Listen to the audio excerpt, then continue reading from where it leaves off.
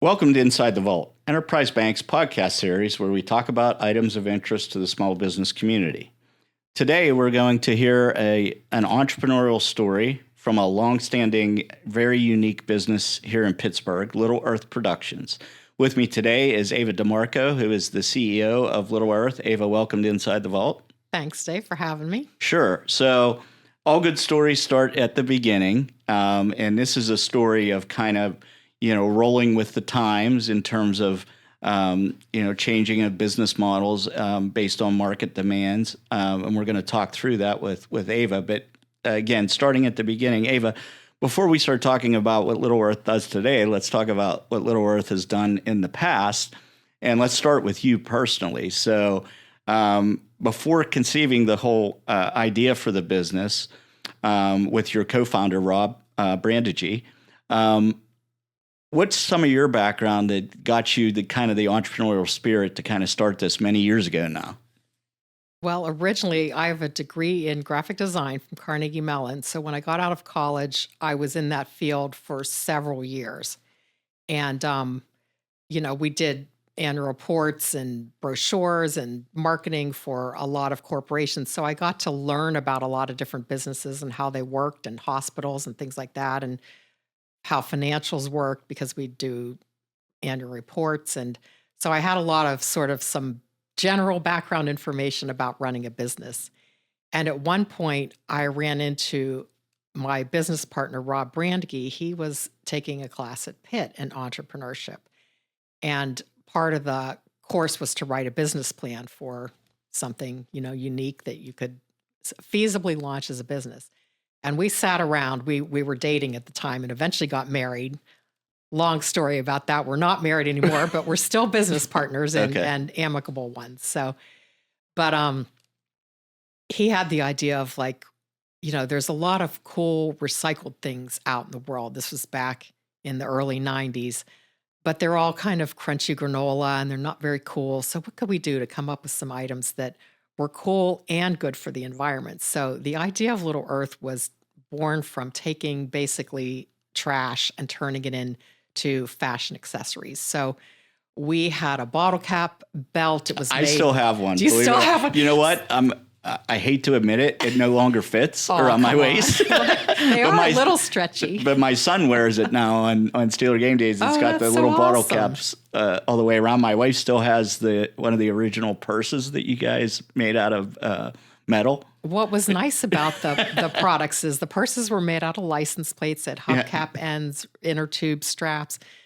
They were recycled, but they were very long-lasting and durable, and the styles were very unique. So a lot of people have held on to them, which is just kind of nice to see them. I'll see them up on eBay every once in a while. And so we did that business for several years, and we were working with you guys when we first launched and getting an SBA loan backed by you guys, and there was a lot of procurement of those raw materials. We would literally go to junkyards and get license plates and go around to bars and get bottle caps. So the procurement was not like sending an email to somebody and placing a purchase order. It was a lot of work. And the company grew for several years. We got some great PR. We were on Oprah and in the Wall Street Journal. And so it really took off. And it grew exponentially for several years. But after a while, it sort of reached a tipping point where we were selling to mom and pop, just very small types of stores. And we had to continually source these recycled materials. And at one point, we ended up talking with people from Harley Davidson, and I don't even know how we got put together with them, but they loved the idea of the metal and the rubber. It was like everything that we did was kind of what a Harley was made of. So we got our first license with them. And through the first couple years of working with them, they're a large company, and they were kind of like, you have to have more consistency in your products. This inner tube's very thin and this one's super thick. And so we ended up doing more professional sourcing. We would find recycled sheet rubber instead of literally cutting up inner tubes. And we actually got, aluminum bottle caps made with Harley Davidson logos printed on them. So we started to learn more about sourcing and things like that and grew that business. And Now you started, if I remember correctly, you started in your home. we did, yeah. And then you moved to the facility in Uptown initially, right? We moved out of our home after about 6 months when our neighbors were like, they couldn't take it anymore. So, and then we had a facility in Uptown for several years. And at one point, you always hear ups and downs of businesses. A giant microburst came through, blew out the windows of the building and blew through there. And we had thousands and thousands of dollars worth of damage and soaked inventory and stuff like that. And at that point, we had kind of outgrown that space, which we rented. And we decided, we may as well just take advantage of this and turn it into an opportunity and look for a new building. So we found the building on the south side on Josephine Street that we're currently in and got a mortgage and moved over there. So that's where we are today. So this is a long-standing business. You were founded in early 1993, yeah. So it's been over 30 years. Wow. And you've been in the Southside facility for how long now? Since 2010, I believe. Okay. So. And that was kind of set the stage for kind of a major transition in the business model after you kind of dipped your toes in with Harley, right? That's right. We dipped our toes in with Harley for the licensing. And then the Steelers, when they went to the Super Bowl, by then we were making license plate purses where we actually could take our own designs and print on aluminum sheeting. So we decided to make Steelers license plate purses with all the names on them. So it would say Palomalu and his number. And we had somebody who knew the Steelers put them in the locker rooms of all the players and the coaches for their wives and their children or whoever. Yeah. So during the Super Bowl, people from the NFL saw these purses. And this is another just dumb luck, kind of right place, right time. But the NFL at that point, their offering for women, they called it pink it and shrink it. They would just take whatever, you had that was licensed and they'd make it pink and they'd make it a little smaller for women, but it really wasn't product designed for women from the ground up. So the NFL approached us and said, hey, would you like an NFL license? And we were like, sure, we're not going to pass that up. So that was our first professional sports license. And we originally made the license plate purses, and we got more into sewn, cut and sew bags made out of jersey material and things like that. And in the next few years, we got more licenses, the MLB and National Hockey League. We have about 50 colleges all over the country. And every year, you try to grow your business, we would expand our licenses as much as we can. So we currently do women's accessories. We do some men's accessories too, some cold weather like gloves and scarves. Yeah. We make a lot of those clear bags that you need. I was going to say that was kind of timely when all the security issues at the stadiums came to be, that you guys had that solution for that for women. Yeah, we really, there's a lot of scrambling in this business. So as soon as that came out, we were like, how do we source these bags? Where can we get them? How can they be cost effective? How do we put all the logos on here in this country? Because, when you end up having all of these licenses, you've got like 150 potential variations of anything because you've got all your NFL teams and baseball and all that. So what we end up doing is we decorate a lot of things in our Pittsburgh manufacturing facility.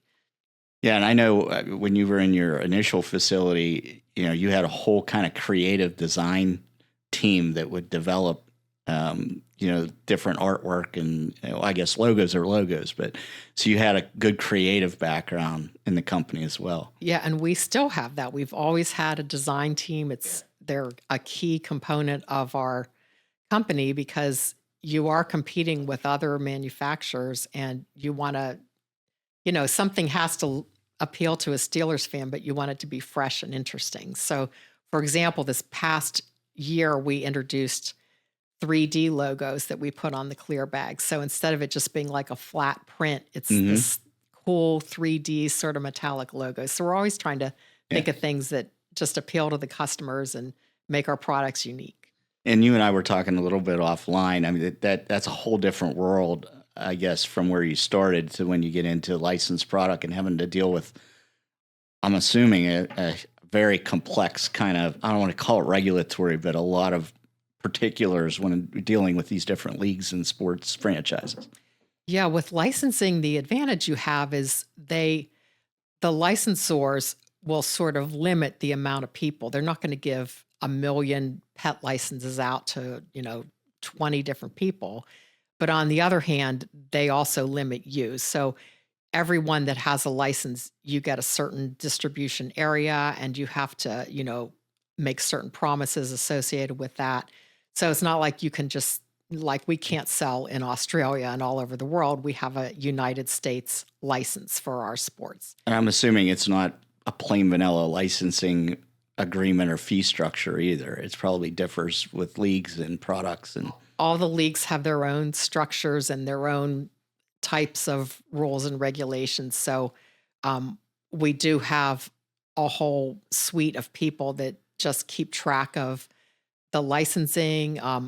We have a submissions expert who, everything we design, you have to actually submit it to the league and they have to approve it. So when it's seen out in the marketplace, they know it's a real licensed product. And how often do you have to kind of renew those licensing arrangements? It varies. It could be a year, 2 years, 3 years. Again, they're all different. It depends on who you're working with. So to kind of recap, you started with the NFL and you've continued to add other sports. So what's the scope of kind of the license products that you sell right now? So right now is the NFL, Major League Baseball, National Hockey League, and the colleges. We currently do have, it's a limited license because it'll be over at the end of July, but we have a FIFA World Cup license and it's a pet license. So we have little soccer ball toy for dog and like little pet jerseys for dogs. And well, that's another evolution of the business. I mean, you guys started out basically men's, women's accessories, but a lot of your recent growth, you told me offline, is coming in that kind of pet wear segment, right? Exactly. It's been a really big growth area. And again, you can't grow by saying going international. You have to figure out other ways to grow. So we one by one approached all the leagues and said, hey, this is a space where, maybe you don't have a whole lot going on. Can we get into this pet space? And so we do have pet licenses now. And it's one of the few areas where, everybody's got a pet now, it seems like, in this country. And everybody has. And they will spend crazy money on their pets. They have 20 outfits for their dogs. So. And you guys also do a little bit of home goods too, a little bit of home decor, right?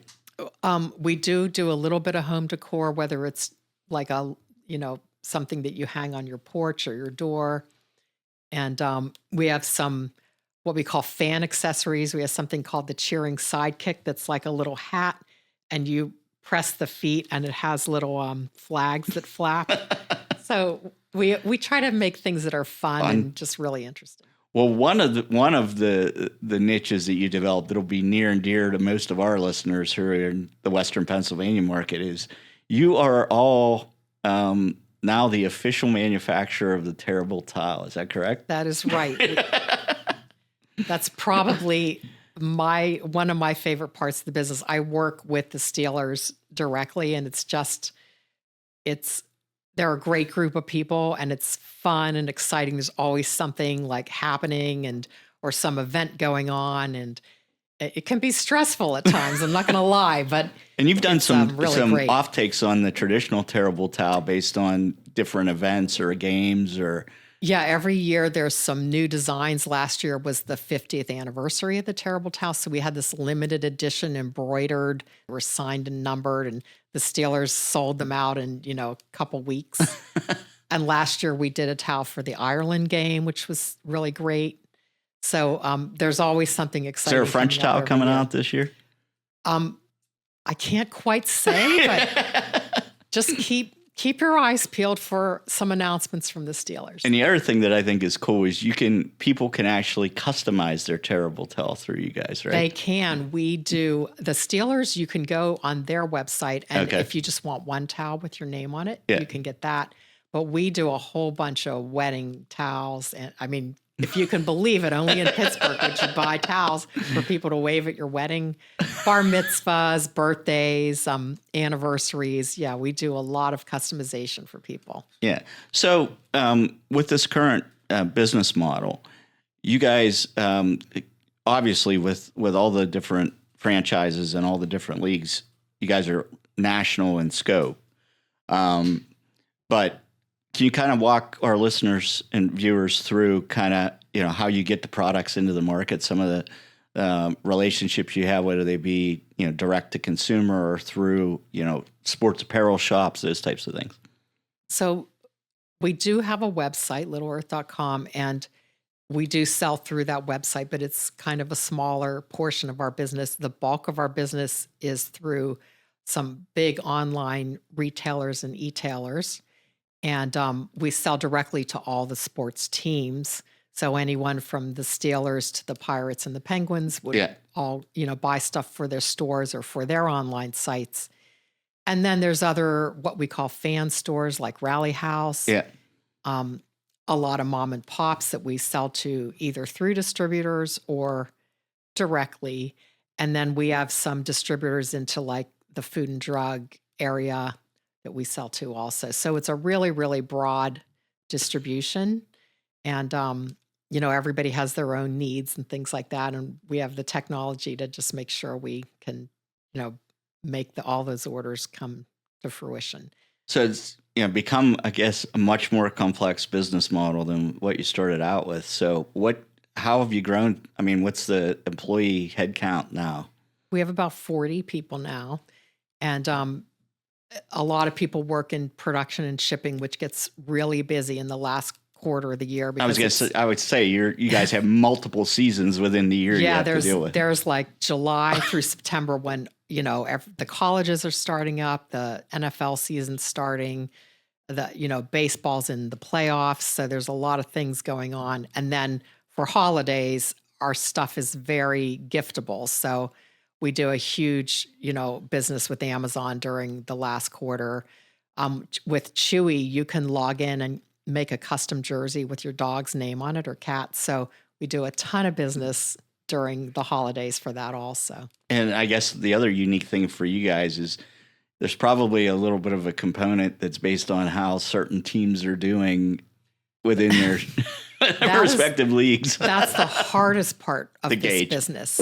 Because, like 5 years ago, you couldn't sell a Lions whatever if it was 5 cents. Now we couldn't keep the Lions in stock. The Bills were not so great. Now the Bills are huge. So especially those teams where there's all that pent up demand, where they haven't been to a Super Bowl in years, and then all of a sudden they're a contender, and you can't keep the stuff in stock. So it's quite a challenge sometime, and that's why we do a lot. Yeah, because you can't forecast what's going to happen over the course of a season. Yeah. Yeah, and we import a lot of products, so your turnaround time there is around 90 days. So between the start of the season, September, and by November, things can change a lot. And that's why we domestically decorate so many things, because that gives us the flexibility of, we have black pet jerseys, so any black team that goes to the playoffs, we're there and we can fulfill those.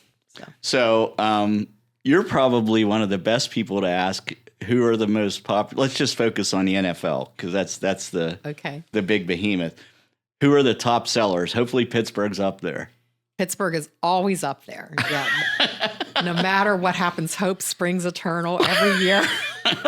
We're going to the Super Bowl at the beginning. And even years where we don't do so great, the Steelers fans are super loyal. So they love their team. The Cowboys is always up there because they have a huge fan base. And lately, the Eagles, the 49ers. We don't like to give credit to Philly around here. No, we don't. But, they had a run last year. Yeah, they did.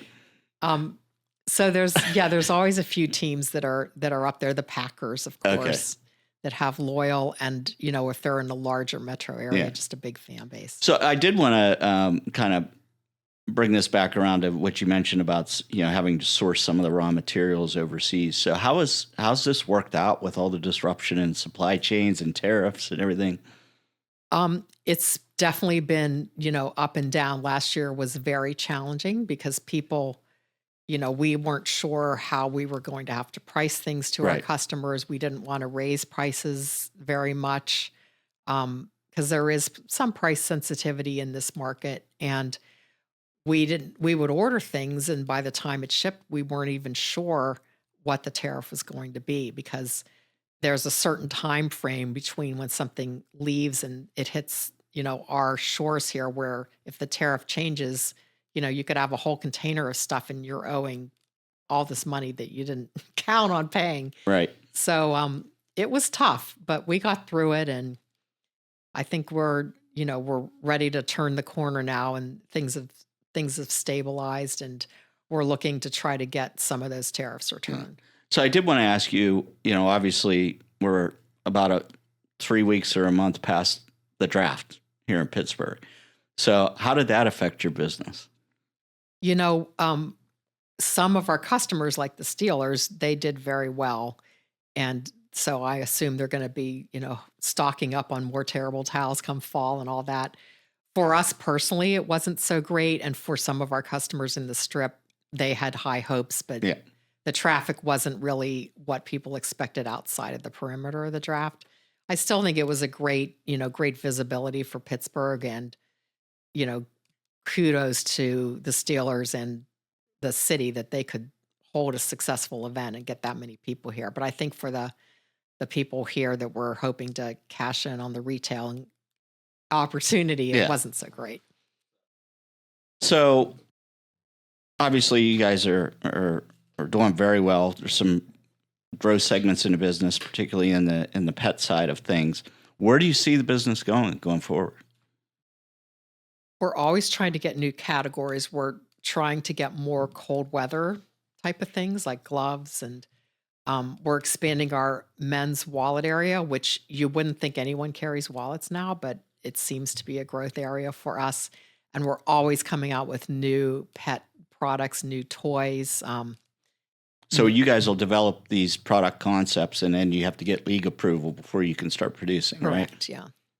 And how much support do the leagues themselves give to marketing the products, or is that basically just you and your retail customers that you sell to? They will occasionally do some help in terms of like mentioning things, but in general, and this is what you pay licensing fee for, the Right. marketing is that it is the NHL, Yeah. it is the Stanley Cup, it is, the Pirates and how they're doing well. So that's what you're paying for, and that's pretty much what they're giving you, the recognition of that name and that product, and the fan base that's, they're always trying to grow.